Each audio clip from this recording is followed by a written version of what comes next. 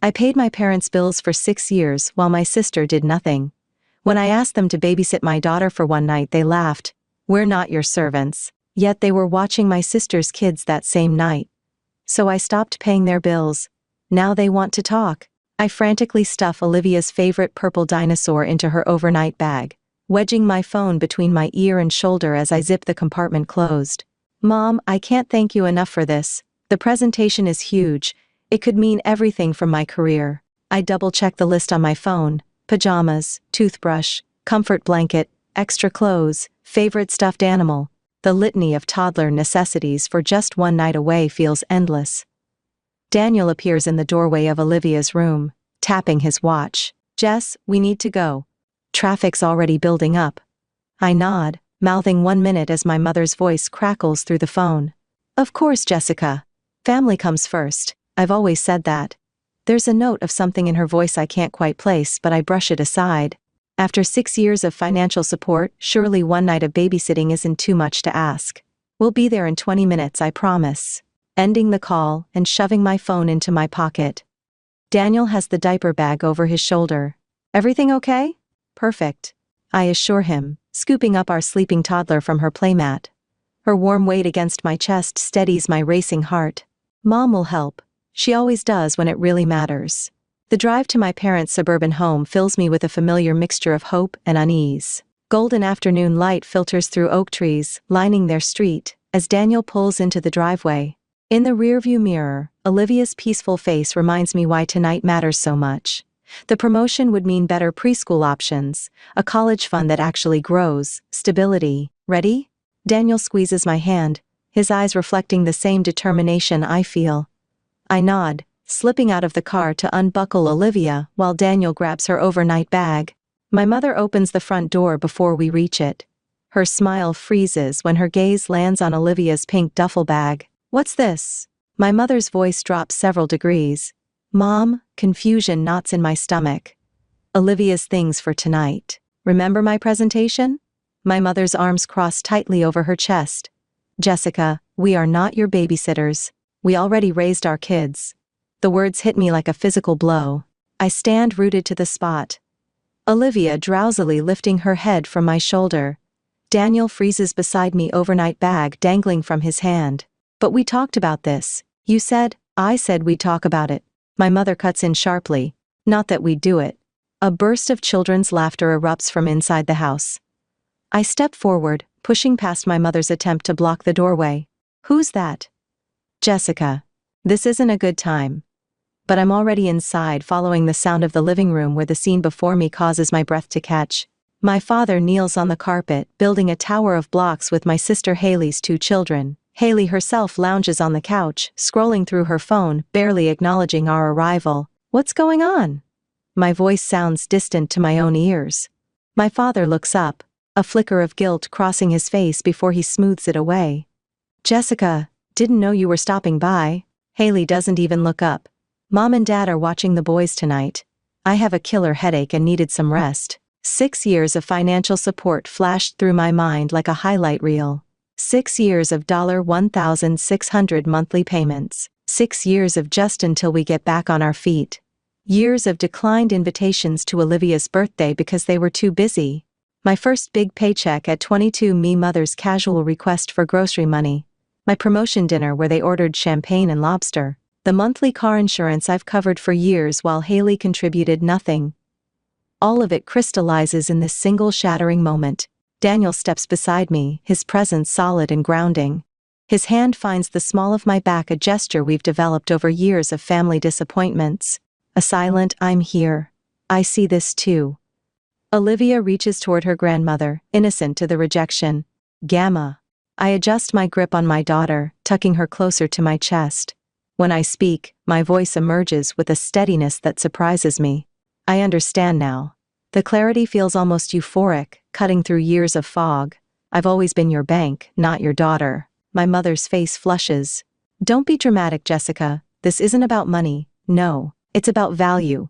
And clearly, I only have value when I'm paying your bills." I turn to Daniel, who's already gathering Olivia's bag. No words needed. The ride home passes in weighted silence. I stare out the window as suburban houses sliding past, each one containing families with their own hidden dynamics, their own unspoken agreements. Daniel's hand finds mine across the center console, a bridge in the quiet. As we pull into our driveway, something shifts inside me. The hurt remains, a throbbing wound that will need tending. But beneath it, something stronger takes root, of clarity, of purpose I haven't felt in years. Daniel kills the engine and turns to me. "What are you thinking?" I meet his gaze, feeling the transformation already beginning. I know exactly what I need to do now. The glow of my laptop screen illuminates my face in the darkened living room. Olivia's monitor hums quietly on the coffee table, her soft breathing, a rhythmic counterpoint to my typing. My fingers hover over the keyboard, trembling slightly before I study them. I navigate to my banking portal, the familiar page where I've made endless payments to keep my parents' lives afloat. 6 years of monthly withdrawals stare back at me, each one a small betrayal I inflicted upon myself. "You sure about this?" Daniel's voice comes from behind me, soft but solid. I nod, not trusting my voice yet. On the screen, I've pulled up the automatic payment for my parents' rent. $1,200 monthly, scheduled by clockwork. The cursor blinks on the cancel payment button. Completely sure, I whisper and click. A warning appears. "Are you sure you want to cancel this recurring payment?" I've never been more sure of anything. Click. The utilities follow.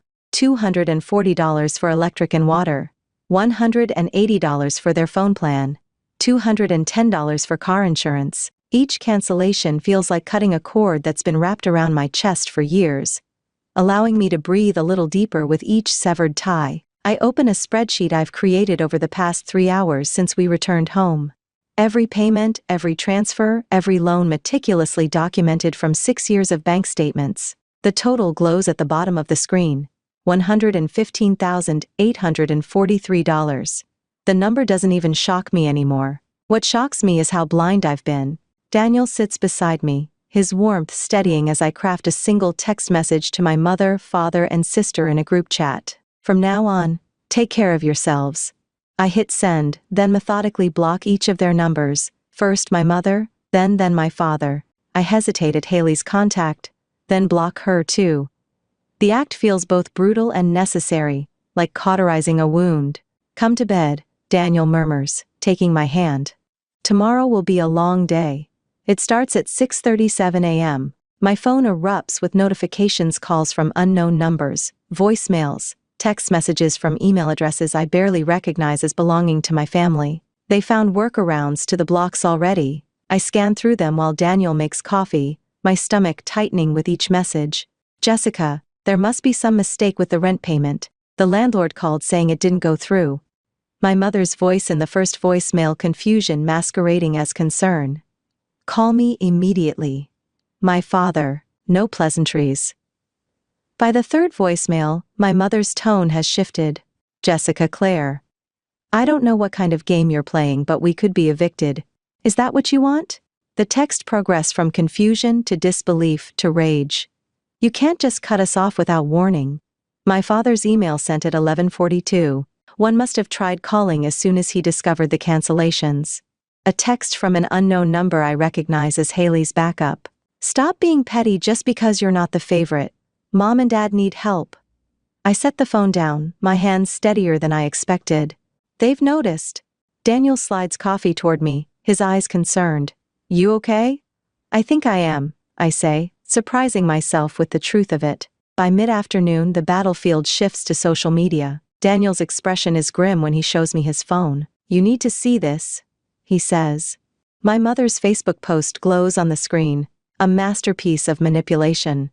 "Heartbroken today. My own daughter, who has plenty of money, has abandoned us in our time of need. Without warning, without explanation, money really does change people. Please pray for our family during this difficult time." 67 sympathetic comments already from people who've known me my entire life. Church members, family friends, distant relatives. "So sorry you're going through this, Deborah. Some children forget where they came from. I never would have expected this from Jessica. How disappointing. You raised her better than this." Under it all, Haley's calculated comment. "She's always been selfish even with her family. It's just getting worse now that she has money." My hands tremble as I scroll through the public humiliation. The coffee I drank threatens to come back up. "This is why I told you to document everything," Daniel says gently, taking his phone back. They were always going to do this. My own phone buzzes with a text from Marissa, a colleague who's seen the post. "Hey, you okay? Saw some family drama online. Here, if you need to talk." Then another notification. A message from Dr. Levine, my therapist. "Saw your mother's post being shared. Remember what we discussed about boundaries? This reaction validates your decision." Even more surprising, a message from Katie, my childhood friend who moved away years ago. "Your mom's post is making rounds. Just so you know, we all saw how they treated you growing up. Stay strong." I take a deep breath and open my laptop again. "What are you doing?" Daniel asks as I log into my cloud storage. "Assembling evidence," I reply, pulling up a folder I've created called Family Financial Records. Into it, I drag PDFs of bank statements, screenshots of text messages, hundreds of them, all one-sided requests. Photos from family events I wasn't invited to, but Haley was. The spreadsheet calculating the total support over the years. Screenshots of every denied request for help, including 3 separate times they refused to watch Olivia for emergencies. "Are you sure you want to do this?" Daniel asks, as I begin drafting my response. I meet his eyes, finding a certainty I've never felt before. They don't get to rewrite history. Not anymore. My fingers fly across the keyboard, crafting the post that will change everything. I stare at my phone screen, transfixed by the tsunami of notifications. My hands hover over the device, not quite touching Ida's if it might burn me. What started as my single post of truth has ignited something uncontrollable. "Jessica." Daniel's voice breaks through my trance. "You need to see this." He turns his laptop toward me. The comment section beneath my post has transformed overnight. Where there were once accusations of my selfishness, there now stands an army of supporters. "You see this?" Daniel points to a thread of comments. "Your mom's tennis partner Diane, she's defending you. And look, half your mom's acquaintances are expressing shock." I scan the names, recognizing faces from childhood birthday parties and holiday gatherings. People who've known my family for years are finally seeing behind the curtain. Even Haley's friends are jumping ship. Daniel scrolls to another section. 3 of them have unfollowed her since yesterday. "Thank you for being brave enough to say what many of us can't. I've been paying my brother's mortgage for 5 years. Your story gave me courage. Your mother was at my book club last month bragging about her vacation while complaining you never help enough." The hypocrisy. My mouth goes dry. This wasn't supposed to happen. Daniel squeezes my shoulder. Maybe it needed to. My phone buzzes again, the 14th call from my mother in the past hour. I silence it and watch as a text message appears instead. "Jessica, please take down that post immediately. Your father's blood pressure is dangerously high because of this public humiliation. Is this how you want him to remember you if something happens? Call me now." The familiar knot of guilt tightens in my chest before I recognize the manipulation. Dad's blood pressure issues materialize whenever accountability approaches. I delete the message without responding. "They called my work," I tell Daniel, my voice surprisingly steady. "My boss had to have security escort them out." Daniel's jaw tightens. That crosses a line. According to Megan in accounting, Mom was sobbing about how I've had some kind of breakdown. I laugh, but it comes out brittle. Haley's been calling from different numbers since I blocked her. Their landlord called asking if I was still handling their rent payment. "Haley's telling people you're having a mental health crisis," Daniel says, scrolling through his phone. "Your cousin Ryan messaged me. Apparently she's saying the stress of motherhood has made you unstable, and that's why you suddenly cut them off." I feel my face flush with anger. She's trying to destroy my reputation so no one believes me. "And your mother's sister called me," Daniel continues, his voice tightening. "She said if you keep this up, we shouldn't expect to be part of the family anymore." "Is that supposed to be a threat?" I asked, finding unexpected strength in my voice. "Being cut out of a family that only sees me as an ATM." The phone rings again, an unknown number. I decline it reflexively. "At least we know who our real support system is now," Daniel says, nodding toward his parents' text offering to watch Olivia this weekend. "I never expected your mom to step up like this," she said, and I quote, "Some grandparents actually want to be grandparents, not ATMs." Something warm blooms in my chest, not quite healing, but perhaps it's beginning. My coworkers have created an unexpected buffer too. Jenna intercepted Haley in the lobby yesterday. Marco rerouted calls from my parents' numbers. Even my boss approved a mental health day without hesitation. Family situations can be harder than any project deadline. Take the time you need. I open our banking app, still unused to seeing the balance. The absence of those automatic transfers has created breathing room I'd forgotten could exist. Should we book that weekend in the mountains? Daniel asks, a cautious smile playing at his lips. The cabin with the little fireplace. We couldn't possibly. I start automatically, then stop myself. Actually, yes, let's do it. I think about the daycare brochure sitting on our counter. The one with the music program. An outdoor classroom that we dismissed as too expensive. Maybe now. My phone lights up with another text. This one from Aunt Carrie.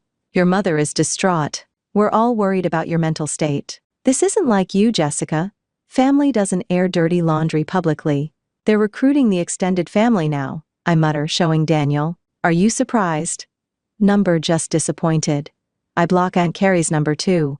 That night, I fall into bed exhausted, but with a strange lightness. For the first time in years, I fall asleep without calculating how to stretch our budget to cover someone else's expenses. I don't dream of bounce checks or desperate phone calls. I really sleep for 7 uninterrupted hours. In the morning, I open our banking app, staring at numbers that no longer dwindle to nothing before each payday. What are you thinking about? Daniel asks, sliding a cup of coffee beside me. 3 weeks ago, that daycare with a music program seemed impossible. I gestured toward the brochure on our counter.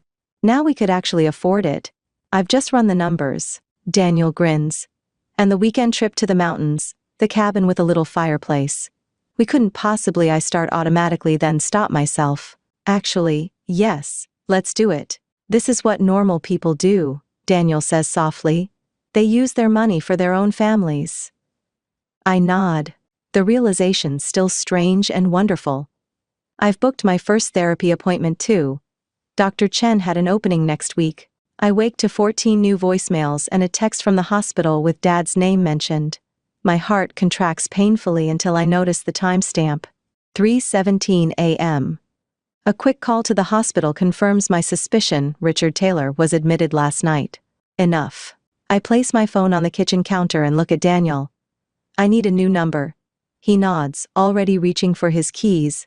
I've been researching home security systems too. You don't think they'd... I don't know what they do anymore, he says grimly. That's the problem. 3 days later, I'm sitting with my new therapist, Dr. Chen. The guilt is still there, I admit. Like I violated some fundamental nature by not setting myself on fire to keep them warm. She nods. That guilt was installed intentionally. It's their most effective control mechanism. My mother showed up at my office again yesterday. Security had to physically block her. And how did that make you feel? Mortified, then angry. I straighten my spine, then certain. I tell her about Daniel confronting my father in the office parking lot, about the cease and desist letter now drafted by a family law attorney, about the locks I've changed, and the security cameras we've installed. You're building boundaries, Dr. Chen observes. Not walls, but a healthy perimeter.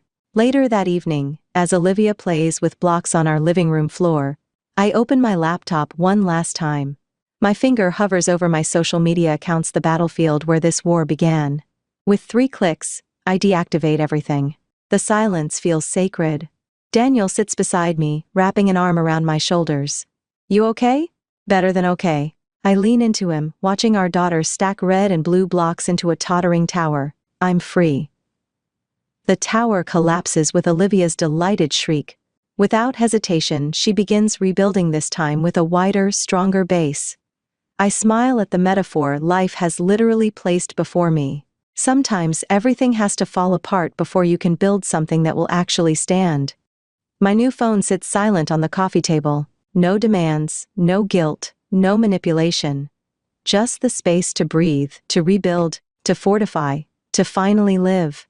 I stare at my phone, finger hovering over the delete button. An unknown number, but the message makes the sender crystal clear. You've destroyed your family. I hope you're happy with yourself, you selfish bitch. Another one of my mother's friends. I've gotten 6 of these this week alone. I delete it and set my phone face down on the kitchen counter. Through the window I can see Daniel pushing Olivia on the swing set we installed last weekend, something we could suddenly afford after I stopped paying my parents' rent. The neighborhood gossip reached a fever pitch last month when my parents held a garage sale.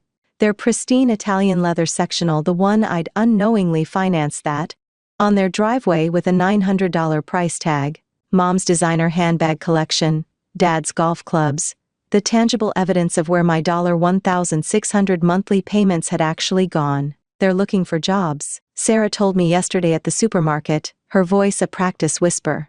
Sarah, my mother's tennis partner for 15 years, couldn't quite meet my eyes. Your dad had an interview at the hardware store. Your mom's applying at the call center. I nodded, keeping my face carefully neutral as I selected apples. That's good to hear. What I didn't say, it's been 2 months.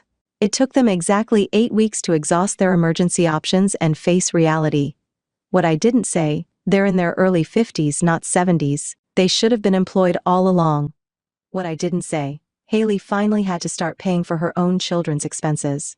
I drop a handful of cherry tomatoes into the salad bowl, the knife steady in my hand as I slice cucumbers. My movements feel deliberate, confident. 3 months ago, my hands would have trembled with anxiety over what my family might need next. The doorbell rings. Through the people, I see Mrs. Lowell from church clutching a casserole dish. Her expression pinches with disapproval when I open the door. Jessica. Her voice strips with manufactured concern. I thought your family could use a meal. What? With everything going on. Translation. I'm picking sides and it's not yours. That's thoughtful, but we're doing fine. I don't invite her in. We're actually having my boss over for dinner tomorrow. I received a promotion last week. Her eyebrows lift. I hadn't planned to share that detail. But the satisfaction of seeing her surprise outweighs my usual privacy. A promotion? She struggles unexpected. Of course it is. Who would promote the terrible daughter who abandoned her poor struggling parents? What Mrs. Lowell doesn't know, I'm working 10 fewer hours per week now that I'm not managing my parents' financial crises. My productivity has skyrocketed. My ideas flow uninterrupted by frantic calls about overdrawn accounts and missed utility payments. I take the casserole because it's easier than refusing. Please thank your prayer group for their concern. I know they're praying for me, praying I'll see the error of my ways. Praying I'll return to being the family ATM. After she leaves, I scrape the casserole into the trash. Petty perhaps, but cathartic. That night, after tucking Olivia in, I find Daniel in our bedroom holding a framed photo. It's from my college graduation, me in cap and gown flanked by my beaming parents. Before their demands escalated, before the monthly payments became non-negotiable. You okay? He asks, catching me staring. I found myself crying over these yesterday, I admit, sitting beside him. Not because I miss them exactly. I miss who I thought they were.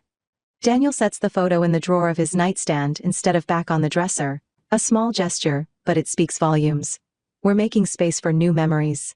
The following weekend, I open a dedicated college fund for Olivia. The first deposit, $1,600, feels momentous. Every month from now on, the money that once disappeared into my parents' bottomless needs will secure my daughter's future instead. Gamma? Olivia asks occasionally, her small face curious. See Gamma today? Each time the question cuts deep, not for me but for her. She's innocent in all of this.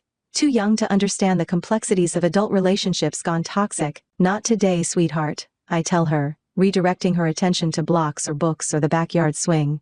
In therapy, I'm learning this isn't selfish, it's protection. My therapist nods approvingly when I describe enforcing boundaries with the church ladies, with old family friends, with the flying monkeys my mother dispatches to guilt me. You're rebuilding your identity, she tells me. The caretaker role was consuming you. Now you're discovering who Jessica is when she's not responsible for everyone else's choices. Who Jessica is. A woman who sleeps through the night without anxiety, dreams about unpaid bills. A mother who's present for bath time instead of on the phone resolving someone else's crisis. A wife who has energy for date nights. A professional who's being recognized for her talents. The most unexpected consequence. I like this version of myself. Last week, I ran into my high school English teacher at the grocery store. She pulled me into a fierce hug. I heard what happened, she whispered. My sister did the same thing to me for years. Walking away saved my life. I hadn't known there were others, that there was a name for this financial abuse, that the cold clarity I felt that day in my parents' living room wasn't unique to me. I was never the problem. I tell Daniel later that night, the revelation's still fresh. All these years I thought if I just gave enough, did enough, it would fix everything. He pulls me close. You fixed the one thing you could control: your own participation in their system. Outside, spring unfurls across our small yard. We're planting a garden this weekend. Growing things that will nourish us, that will still be here next season. Fruits extending into the soil, boundaries clearly marked with neat wooden frames. The envelope sits on my kitchen counter for 3 days, no return address, but I recognize my mother's handwriting instantly: the looping curves of my name, the slight tilt to the right. For 8 months, our only contact has been through lawyers and mutual acquaintances. You don't have to open it, Daniel says, sliding a cup of coffee across the counter to me. His eyes reflect the same caution I feel. It's your choice. I run my finger along the sealed edge. What if it's another manipulation? Then you close it and throw it away. He kisses my forehead. You've gotten pretty good at that. When I finally tear it open after Olivia's bedtime, the letter inside isn't what I expected. 2 handwritten pages, no accusations or demands for money, instead words I've never heard from my mother. Genuine remorse without a hidden agenda. I never saw what I was doing to you. I took and took until there was nothing left, and then I was angry when you stopped giving. I'm sorry, Jessica. I call my therapist the next morning. People can change, Dr. Lin tells me during our emergency session, but real change leaves evidence. Look for consistent actions over time, not just pretty words when they want something. I draft my response carefully. A coffee shop meeting, public location, clear time limit. When she replies agreeing to all my terms without argument, things shifts inside me. It's the first boundary of mine she's ever respected.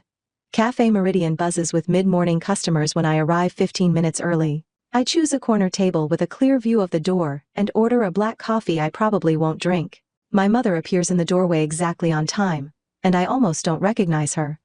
Gone is the highlighted hair, the designer purse. Her clothes are simple, practical. She's aged years and 8 months. She spots me and freezes, hand clutching the strap of a fabric bag that's replaced her usual leather tote. I don't stand. Don't wave. She makes her way through the tables, her movements hesitant. Jessica. She hovers by the empty chair. You can sit. I tell her, my voice steadier than I feel. She does, placing her hands flat on the table, then withdrawing them to her lap. The nervous gesture is so unfamiliar it catches me off guard. My mother has always claimed space confidently. Before we start, I say, I need to be clear. This is a conversation, not a reconciliation. I have boundaries that aren't negotiable. This ends the moment I feel manipulated. I expect resistance, the flash of indignation I've seen countless times. Instead, she nods. I understand. The server approaches and my mother orders a plain tea. No special instructions, no complaints about the menu. Another unfamiliar behavior. When we're alone again, I don't soften my approach. You took over $100,000 from me over 6 years. You prioritize Haley's children while rejecting mine. You publicly shamed me when I stopped paying your bills. Tears well in her eyes, but she doesn't deflect. Yes, I did all of that. Her admission hits me with physical force. After years of denial and gaslighting, the simple truth spoken aloud feels radical. Your father still refuses to acknowledge any of it. She continues, voice trembling. He says you owed us for raising you. Haley is starting to see things differently though. The last few months have been educational for her. I take a sip of my coffee, finding it's gone cold. Did you ever actually love me or just what I could provide? The question hangs between us, raw and bleeding. My mother's face crumples. I love you, she whispers. I just didn't know how to love you properly. I confused love with what I could get from you. She wipes at her eyes. That's not an excuse. The server delivers her tea. We sit in silence as she unwraps the tea bag, her hands shaking slightly. Even it's a big if we have any relationship moving forward. I have conditions, I say when she looks up again. She nods, waiting. No financial support from me ever again. Not a dollar, not a loan, not in an emergency. I count the points on my fingers. Daniel and Olivia are my primary family. They come first, always. You'll need to attend family therapy sessions before regular contact resumes. And I need you to publicly acknowledge how you treated me all these years. My mother stares into her tea. I can see the struggle playing across her face, the words she wants to say, but is forcing herself to swallow. I understand, she finally manages. It will be difficult, but I'll do it. Dad won't, I state, already knowing the answer. Number. She shakes her head. He refuses to meet or apologize, says you'll come to your senses eventually. A familiar anger flickers, but it lacks the burning intensity it once had. And Haley? She's trying in her way. She asks about you sometimes, but she's still defensive. The family is fracturing along new lines, those willing to face reality, and those clinging to the old dynamic. I find I don't mind the incomplete resolution. Some relationships may never heal, and that's okay. If we move forward, I say, I set the terms. I decide when and where we meet. I decide if and when you see Olivia. I'd like that, she says, hope flickering across her face, to see Olivia again when you think it's right.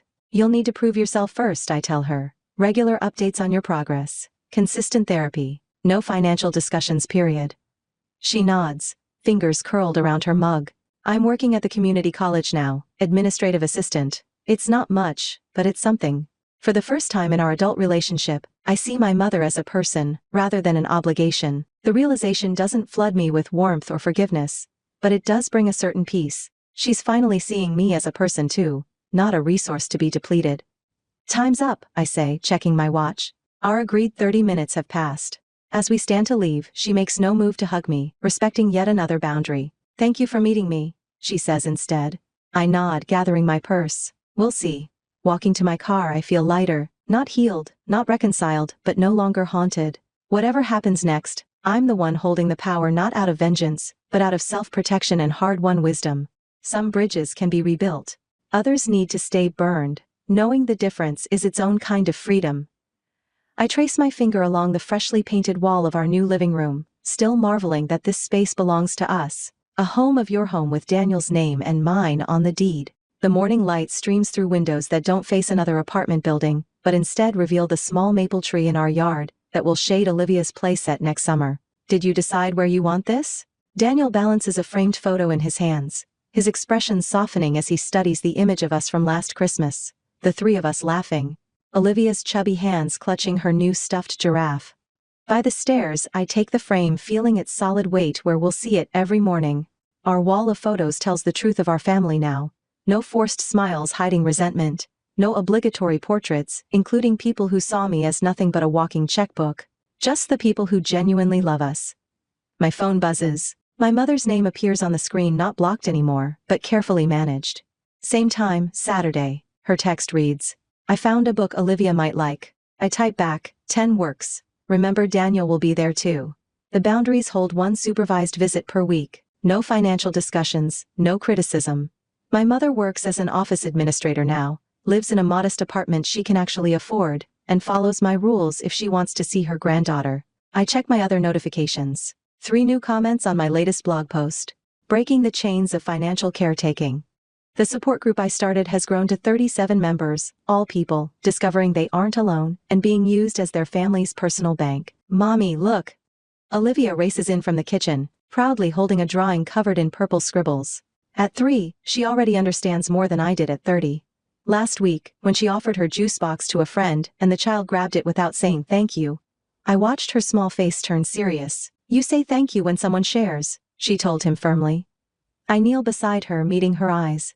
It's beautiful. Should we put it on the refrigerator? Yes? She nods enthusiastically.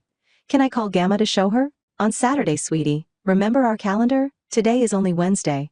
Olivia considers this, then nods. I'll save it for Saturday. No tantrums, no confusion. Children adapt to consistency, my therapist explained. It's adults who fight it. My father chose estrangement rather than respect. Some days, the absence still aches. Other days, I'm grateful for the clarity. Haley calls occasionally, our conversations cautious, but less hostile. Last month, she admitted, I never realized how much you were caring for all of us. Daniel wraps his arms around my waist from behind, his chin resting on my shoulder as we watch Olivia skip back to her coloring project in the kitchen. The promotion looks good on you, he murmurs, and I feel myself stand straighter. Senior marketing director now, with a salary that makes our mortgage comfortable, and Olivia's college fund grows steadily. Amazing what I can achieve when I'm not paying for 3 extra adults. Tonight I'll be speaking at the community center. 20 people registered for my workshop, from family bank to financial freedom. The slides are ready on my laptop, starting with my own bank statements from a year ago, and ending with today's savings report. Evidence of transformation that can't be argued with. What are you thinking about? Daniel asks, because he always knows when my mind is working through something. That I'm grateful, I say, leaning back against him. Not for what happened, but for what I discovered through it. And what's that? My gaze travels across our new home with its paint we chose together and the future we're building intentionally. I think of my mother in therapy last week, finally saying, "I'm proud of who you've become," without asking for anything afterward. That my worth was never in what I could give. I tell him, turning to meet his eyes, but in who I am.